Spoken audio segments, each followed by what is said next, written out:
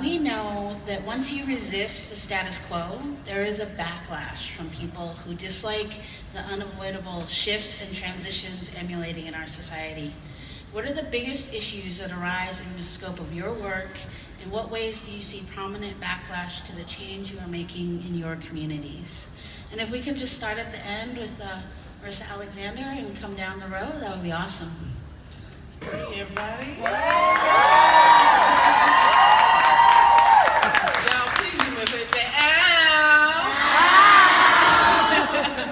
So, just to answer your question, I think for myself, what I've noticed is that being I was formerly incarcerated, and obviously, you know, that I resisted what the state of Florida was trying to do. They would have been content with putting me away for 20 years and know once I won my appeal through the support of all of you all, SisterSong, Survived and Punished, Free Marissa Now, Dream to Finish. I mean, it was just tons of organizations, and I want to say thank you, first of all. But being able to mobilize, and once that happened, the backlash that came with that, and I think that we will see moving forward as we mobilize for those people who are incarcerated, especially survivors of domestic violence.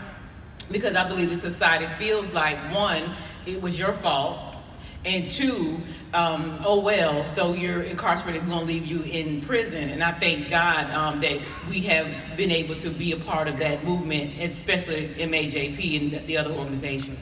So the resistance basically is being able to say, hey, these are still people too, and they experienced trauma, and that trauma led to whatever action, and understanding that we do punish trauma, and especially in survivors. So as we move forward in this work, it's important to not only resist, but help people to understand that there's other ways and alternatives to be able to support people who has experienced trauma, but there's also other ways in mitigation to be able to move them back into a position where we don't have to punish them for that trauma. And so we're going to meet that resistance as we did with the state of Florida for me when they tried to give me 60 years, and here I am today.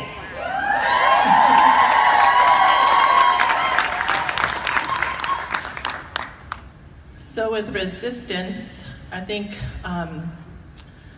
the invisibility and the visibility harms, right?